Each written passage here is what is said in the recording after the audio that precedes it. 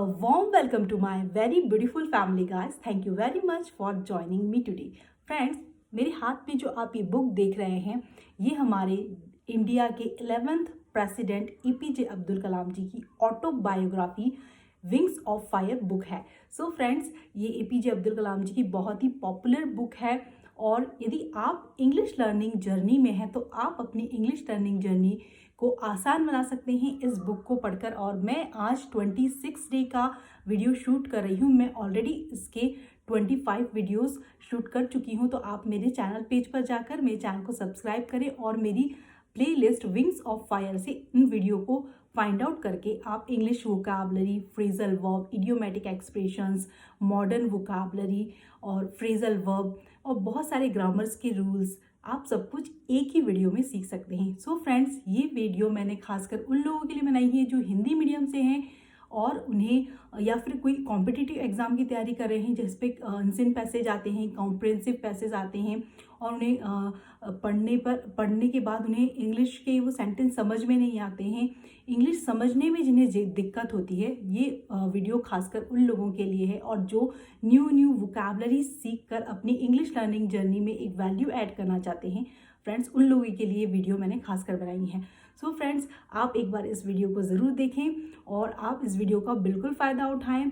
बहुत ही आसान भाषा में कोई भी एक नया बंदा जो इंग्लिश की थोड़ी बहुत नॉलेज रखता है वो बिल्कुल आसानी से इसके पैराग्राफ को समझकर और बहुत कुछ सीख सकता है और इसकी वोकैबुलरी को किस तरीके से हम अपनी day to day life English में यूज़ करेंगे वो भी हम इस वीडियो में सीखेंगे। सो फ्रेंड्स, यदि आप मेरे चैनल पर नए हैं so please do subscribe my channel and don't forget to hit the bell icon.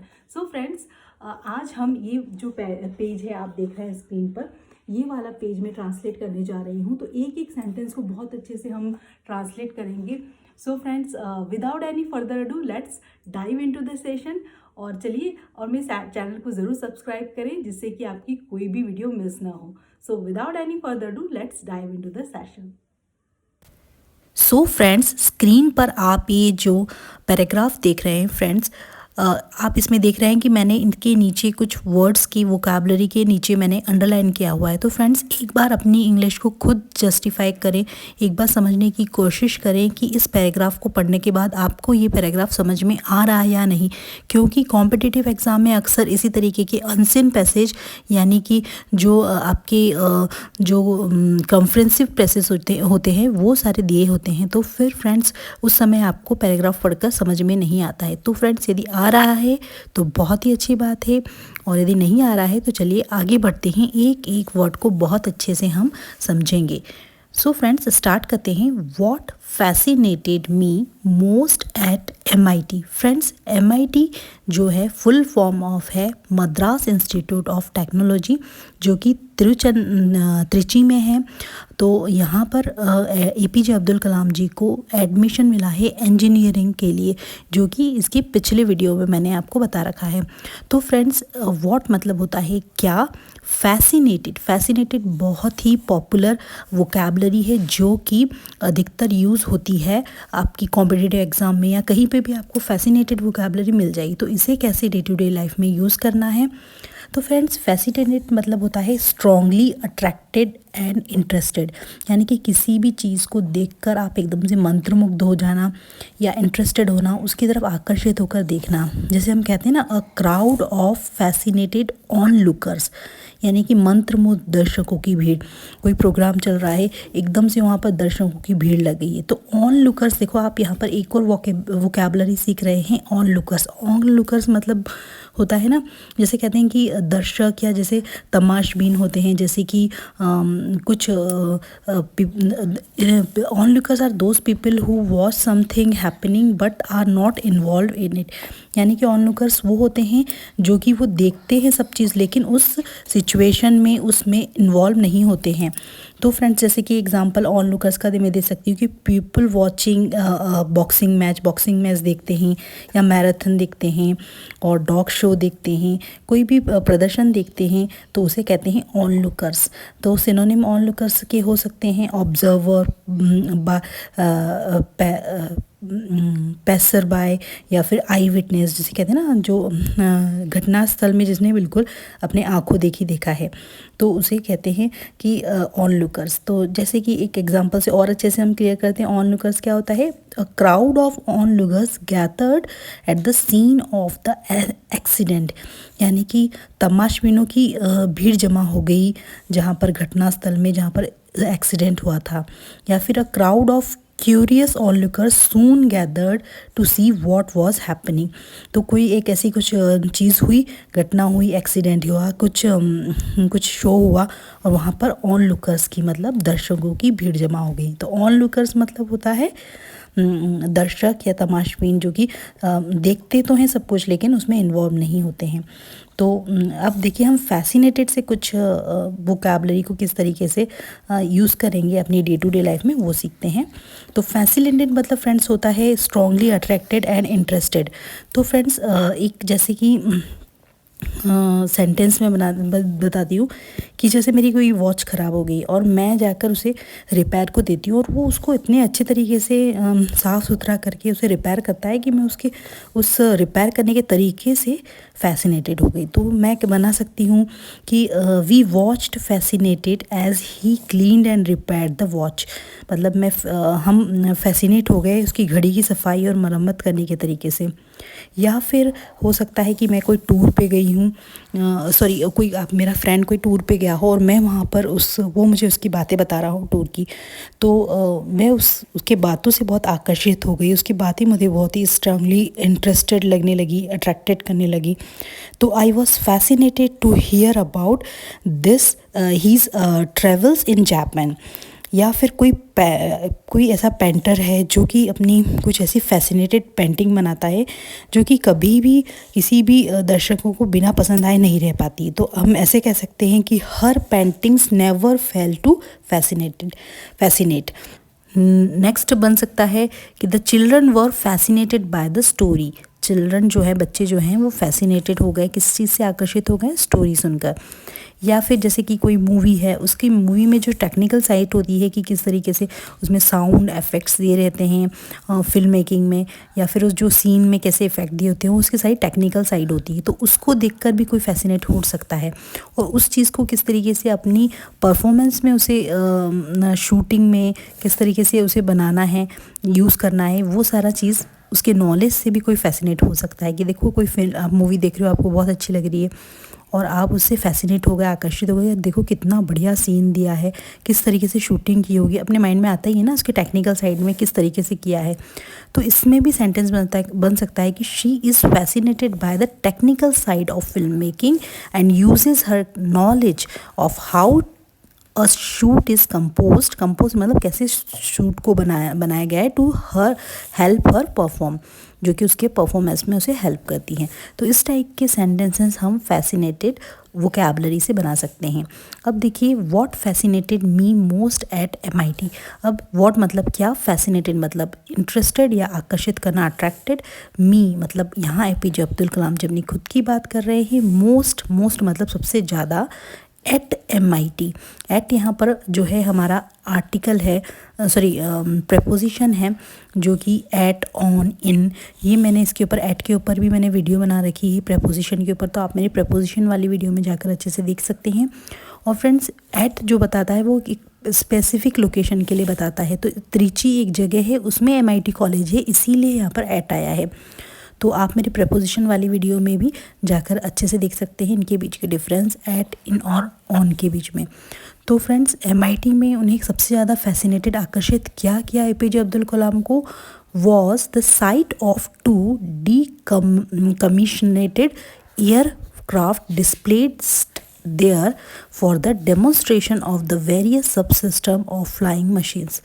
तो फ्रेंड्स साइट मतलब होता है विज़न, दृष्टि, या जो कहते पावर ऑफ सीइंग, यानी कि देखने की जो शक्ति होती है उसे कहते हैं साइट। तो Joseph lost his sight as a baby. Joseph जब बहुत छोटा था, जब बच्चा था तभी उसकी देखने की दृष्टि जो है, साइट जो है वो चली गई। तो इस साइट का मतलब होता है दृष्टि।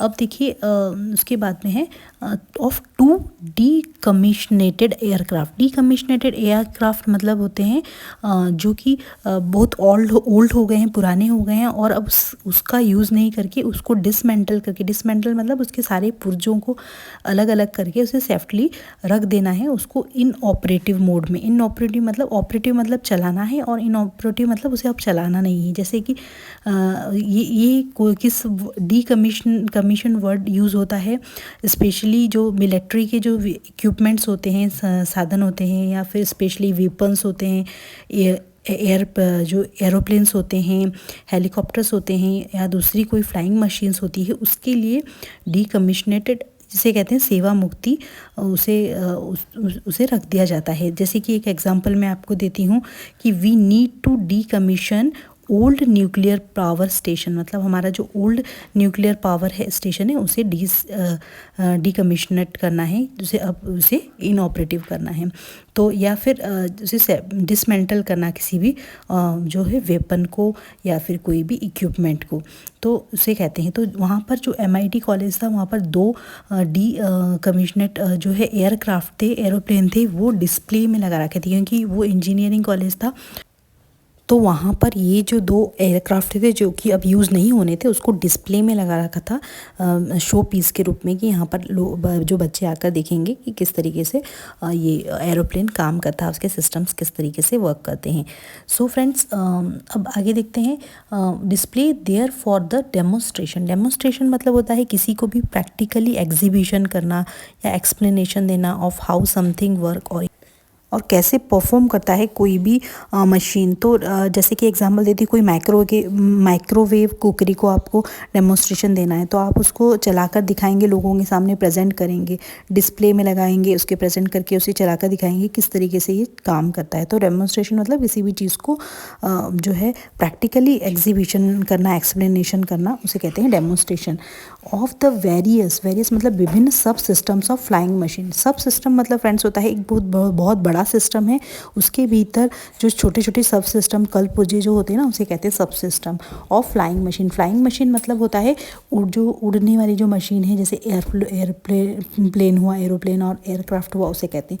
तो इस पूरे पैराग्राफ में ये कहा गया है कि MIT कॉलेज में जो Madras institute of technology college में APJ अब्दुल कलाम को सबसे ज़्यादा स्ट्रांगली अट्रैक्टेड, फैसिनेटेड जो किया, जो वहाँ पर 2 एयरक्राफ्ट रखे हुए थे जो कि डीकमिशनेटेड थे और उसे लगा रखा था डिस्प्ले में MIT कॉलेज वालों ने। तो उसको देखकर वो बहुत एयरक्राफ्ट के इंजीनियरिंग, एरोनॉटिकल इंजीनियरिंग के प्रति उनके मन में बहुत जो है आकर्षण पैदा हो गया। ये इस पैराग्राफ का मीनिंग है।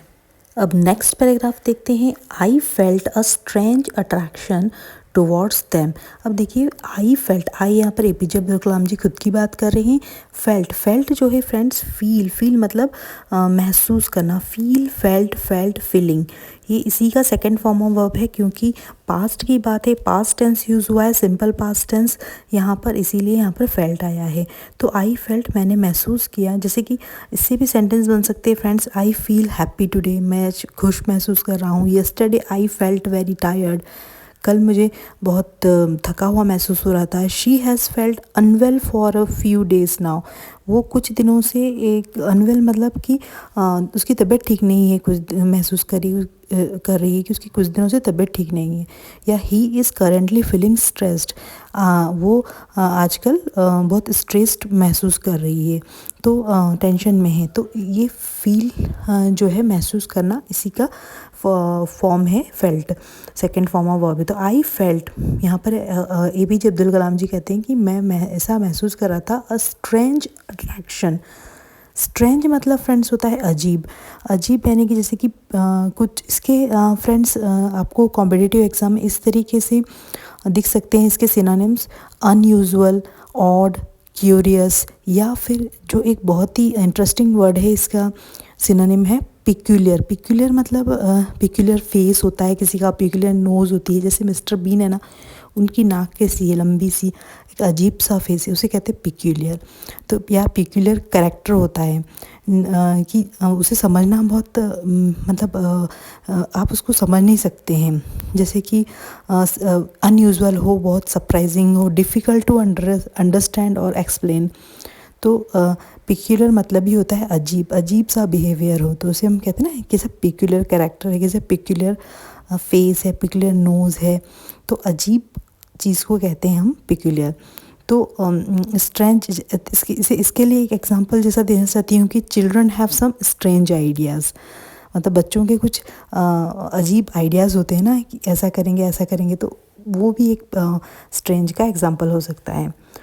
अट्रैक्शन मतलब होता है फ्रेंड्स, इसके सिनोनिम होते हैं अट्रैक्शन के आ सकते हैं अपील और डिज़ायरेबिलिटी, मतलब इच्छा होना, द एक्शन और power of evoking interest. Evoking मतलब इवोक करना, मतलब किसी को उत्तेजित करना, मतलब किसी को अट्रैक्ट करने के लिए, तो उसे भी कहते हैं इवोकिंग इंटरेस्ट। मतलब भी होता है इंटरेस्ट, मतलब भी होता है अट्रैक्शन, या फिर और लाइकिंग ऑफ फॉर समवन, किसी को पसंद करना। तो अट्रैक्शन मतलब होता है आकर्षण। जैसे कि एक एग्जांपल है, the church is the towns main tourist attraction, कि ये जो चर्च है वो पूरे टाउन का जो बाहर से जो भी टूरिस्ट आते हैं उनका मेन अट्रैक्शन है। तो उस चर्च में ऐसे अट्रैक्शन वाले पॉइंट्स हैं कि वो सभी टूरिस्ट को अट्रैक्ट करता है, आकर्षित करता है।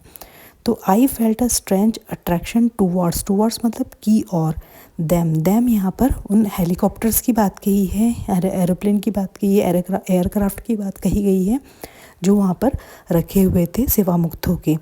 And would sit near them long after other students had gone back to hostel. तो यहाँ पर देखिए एंड वुड सिट नियर, यहाँ पर देखिए वुड को किस तरीके से हम अपनी डे टू डे लाइफ में यूज़ करेंगे। तो फ्रेंड्स, जब भी आप अब आज के बाद से वुड देखेंगे ना, तो आपको हमेशा ये याद रहेगा कि वुड को कैसे हमें यूज़ करना है अपनी इंग्लिश लर्निंग जर्नी में।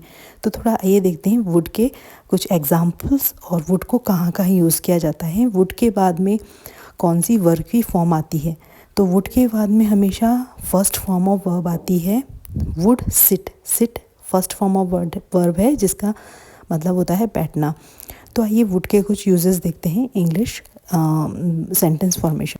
सो फ्रेंड्स, वुड एक मॉडल वर्ब है और मॉडल वर्ब को हम ये जो विल होता है ना, विल का ही पास्ट फॉर्म है वुड, मतलब होगा, हम ऐसा करते थे, पास्ट में हम कोई काम करते थे, उसको प्रेजेंट सिचुएशन में बताने के लिए हम वुड को यूज़ करते हैं। कोई भी हैबिट्स को या कोई भी बात को हम पास्ट में हमने किया है और अब हम फ्यूचर में प्रेजेंट टाइम में हम बता रहे हैं, वहाँ पर वुड यूज़ करते हैं। या फिर हम वुड यूज़ करते हैं पास्ट हैबिट्स को बताने के लिए, फ्यूचर पॉसिबिलिटीज़ को बताने के लिए, या फिर हम बात करते हैं कोई पोलाइट रिक्वेस्ट, बहुत हम्बल होके बहुत अच्छे से किसी से रिक्वेस्ट करना है, वहाँ पर हम वुड यूज़ करते हैं।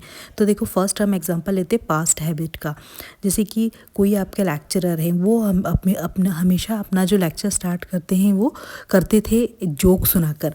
तो कैसे बोलेंगे, he would always begin his lecture with a joke. वो हमेशा अपना जो लेक्चर स्टार्ट करते थे जोक के साथ में, हंसी मजाक के साथ में स्टार्ट करते थे। या फिर हम साथ में ना वेंसडे में हमेशा ड्रिंक करने जाया करते थे साथ में, तो they would often go for a drink together on Wednesday. अब देखिए फ्रेंड्स, वेंसडे होता है, ये वेनसडे नहीं होता है, इसका करेक्ट प्रोनाउंसिएशन है वेंसडे। तो they would often go for drink together on Wednesday. तो ये एक पास्ट की हैबिट है जिसे कि हम प्रेजेंट टाइम में किसी को बता रहे हैं। अब देखो फ्यूचर में कोई आपको पॉसिबिलिटी है कि ऐसा हो सकता है फ्यूचर में, वहाँ पर भी हम वुड को यूज़ करते हैं। जैसे कि यदि मुझे अवसर मिला तो मैं वहाँ घूमने जाऊँगा, तो if I would visit if I had the opportunity. या फिर यदि मैं कल स्कूल नहीं गया तो मैं दुकान पर जाऊँगा, तो I would go to the store tomorrow if I didn't have school. या फिर कोई पोलाइट रिक्वेस्ट करना है, हम्बल रिक्वेस्ट करना है, जैसे कि would you like some tea, क्या तुम कुछ चाय कॉफ़ी लेना पसंद करोगे। या फिर would you be able to help me, क्या तुम मेरी मदद कर सकते हो। तो ये पोलाइट रिक्वेस्ट के लिए हम वुड यूज़ करते हैं। अब वुड हैव को कैसे यूज़ करते हैं फ्रेंड, अब यहाँ पर याद रखने वाली बात ये है कि वुड के बाद में हमेशा वर्ब की फर्स्ट फॉर्म आती है और वुड हैव के बाद में वर्ब की थर्ड फॉर्म आती है। तो यदि तुम मुझे पहले बोल देते तो मैं तुम्हें लेने आ जाता, या मैं आ जाता।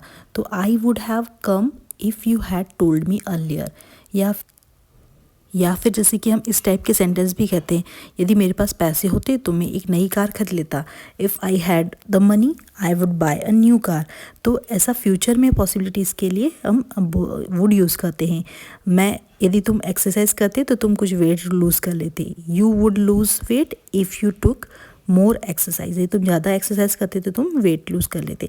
तो इस तरीके से हम वुड को यूज़ करते हैं। अब so I felt a strange attraction towards them. मैं उन जो दो एरोप्लेन रखे हुए थे उनके प्रति, उन एयरक्राफ्ट के प्रति उनके एक अजीब सा अट्रैक्शन था। And would sit near them, और मैं उनके आसपास, देखिए वुड के बाद में यहाँ पे सिट वर्ब की फर्स्ट फॉर्म आई, नियर मतलब पास में, देम मतलब उस हेलीकॉप्टर के पास में, लॉन्ग आफ्टर बहुत समय तक। Other students had gone back to the hostel. अब देखिए हैड गॉन यहाँ पर past past perfect tense use हुआ है। हैड प्लस वर्ब की third form, go went gone, तो वर्ब की थर्ड फॉर्म यूज़ हुई है। यहाँ पर पास्ट परफेक्ट टेंस यूज़ हुआ है। तो बच्चों के हॉस्टल जाने के बाद में भी वो घंटों वहाँ पर बैठकर उसे देखते रहते थे। Admiring men's will be fly free in the sky like a bird. Admiring मतलब फ्रेंड्स क्या होता है, देखो यहाँ एडमायरिंग के जो मीनिंग आते हैं वो अलग अलग आते हैं एग्ज़ाम में। जैसे कि एडमायरिंग मतलब होता है किसी की प्रशंसा करना, या फिर किसी को बहुत प्यार भरी नज़र से देखना, उसकी कुछ खूबसूरती को। तो जैसे एडमायरिंग मतलब होता है, सिनोनिम होता है रिगार्ड विथ रिस्पेक्ट और वार्म अप्रूवल, या फिर किसी को अपलॉड करना, ताली बजाना किसी के लिए, प्रेज, या फिर एक्सप्रेस एडमायरिंग फॉर कमेंट, या फिर लुक एट विथ प्लेजर, किसी को बहुत खुशी से देखना। जैसे कि we were just admiring your garden, हम बस तुम्हारी जो खूबसूरत गार्डन को निहार रहे थे। तो यहाँ पर एडमायरिंग का मीनिंग सेकंड ये वाला निकल रहा है कि वो उसको बहुत अच्छे से निहारते थे, खुशी से देखते थे। Admiring men's will be fly free in the sky, मतलब कि जो आदमी है, इंसान है, वो भी बर्ड की तरह, लाइक अ बर्ड मतलब पक्षियों की तरह वो फ्री उड़ सकता है। फ्लाई मतलब होता है उड़ना, मुक्त होकर आकाश में उड़ सकता है। वो ये वाली चीज़ वो ऐसा खुशी होकर सोचते थे और एडमायर करते थे इंसान की इस सोच को। तो इस पूरे पैराग्राफ का ये मीनिंग है फ्रेंड्स। तो चलिए आगे बढ़। अब after completing my first year, मतलब आफ्टर मतलब बाद में, कंप्लीटिंग मतलब किसी चीज़ को पूरा करना। माई फर्स्ट ईयर, तो फर्स्ट ईयर कंप्लीट करने के बाद में पीछे अब्दुल कलाम जी कहते हैं when I had to option. Friends ये ऑप्शन है, option for a specific branch. अब जब उन्हें कहा था हैड टू मतलब करना पड़ा या लेना पड़ा था। तो व्हेन मतलब जब मुझे ऑप्शन चूज़ करना पड़ा किस चीज़ के लिए, उनको एक इंजीनियरिंग में स्पेसिफिक विशिष्ट ब्रांच शाखा लेनी थी उस एरोनॉटिकल इंजीनियरिंग में। तो उस इंजीनियरिंग में, तो वहाँ पर उन्होंने I almost spontaneously choose aeronautical engineering. अब देखिए ऑलमोस्ट मतलब मैंने पूरी तरीके से तय कर लिया था। स्पॉन्टेनियसली मतलब without being asked of one's own according, मतलब किसी से बिना पूछे अनायास ही उन्हें। स्पॉन्टेनियस मतलब सडनली कोई चीज़ ऑटोमेटिकली हो जाना, विदाउट थिंकिंग ऑटोमेटिकली हो जाना, कोई अनायास हो जाना, उसे कहते हैं स्पॉन्टेनियसली। तो ऑलमोस्ट उन्होंने बिना कुछ सोचे समझे, उनके माइंड में हमेशा ही ऐसे ही एक थिंकिंग रही थी कि उन्हें एरोनॉटिकल इंजीनियरिंग अच्छी लगती थी। और जब उन्हें चॉइस करना पड़ा ब्रांच को, स्पेसिफिक ब्रांच को, तो उन्होंने स्पॉन्टेनियसली अनायास ही क्या चॉइस कर लिया, चूज़ कर लिया, चॉइस, चूज़, चूज़न। तो ये देखिए यहाँ पर वर्ब की सेकंड फॉर्म आई है चूज़ क्या किया उन्होंने, aeronautical engineering. The goal was very clear in my mind. अब उनके गोल मतलब फ्रेंड्स होता है अब लक्ष्य, एम, ऑब्जेक्टिव, इसके सिनोनिम होते हैं गोल, एम, ऑब्जेक्टिव, डेस्टिनेशन या टारगेट, उसे कहते हैं गोल। तो अब उन्होंने कहा अब लक्ष्य मेरे सामने पूरी तरह से स्पष्ट था। वेरी क्लियर मतलब इन माई माइंड मतलब मेरे दिमाग में अब लक्ष्य पूरी तरह से क्लियर था कि I was going to fly aircraft, कि मैं जा रहा था, क्या करने जा रहा था, फ्लाई एयरक्राफ्ट, एरोप्लेन उड़ाने जा रहा था। अब उनको इस बात की पूरी उम्मीद हो गई कि अब मैं एरोनॉटिक इंजीनियरिंग करने के बाद में अब मैं एक अच्छा पायलट बन पाऊँगा। तो ये अब उनके माइंड में ये लक्ष्य जो है क्लियर हो चुका था। सो फ्रेंड्स, आई थिंक थोड़ा सा पैराग्राफ जो वीडियो बड़ी हो गई है, तो अब हम जो नेक्स्ट जो है पैराग्राफ को नेक्स्ट वीडियो में लेंगे। फ्रेंड्स, आप जो कुछ भी देख रहे हैं स्क्रीन पे, ये सारे कीवर्ड्स हैं, इनका आप स्क्रीनशॉट ले लीजिए और उसे अपनी डे टू डे लाइफ में इनकॉर्पोरेट करना ज़रूर शुरू कर दीजिए। तो फ्रेंड्स, मैं मिलती हूँ आपको नेक्स्ट वीडियो में। फ्रेंड्स, छोटी सी वीडियो में यदि आपको इतना कुछ सब कुछ सीखने को मिल रहा है तो बहुत ही अच्छी बात है, आप सबको ज़रूर सीखना चाहिए। और मेरे चैनल को प्लीज़ सब्सक्राइब करें, जिससे कि मैं इस पूरे के पूरे जो है सेशन को कंप्लीट कर सकूं और इसकी पूरी बुक को ट्रांसलेट करके आपको बहुत सारी ढेर सारी इंग्लिश सिखा सकूं। और if this video add any value in your English learning journey, please do subscribe my channel and don't forget to hit the bell icon. तो आप मेरे चैनल को ज़रूर सब्सक्राइब करें, वीडियो को ज़्यादा से ज़्यादा लाइक करें, शेयर करें, और मुझे आपके प्यार और सपोर्ट की बहुत ज़रूरत है। तो प्लीज़ चैनल को ज़रूर सब्सक्राइब करें, बिल्कुल सब्सक्राइब करना ना भूलें, और सारे स्क्रीनशॉट ज़रूर लेकर इन्हें अपनी नोटबुक में लिखें और इसे अपनी लाइफ में इनकॉर्पोरेट करना शुरू करें। So friends, keep learning, keep watching, keep growing. Thanks for watching my videos.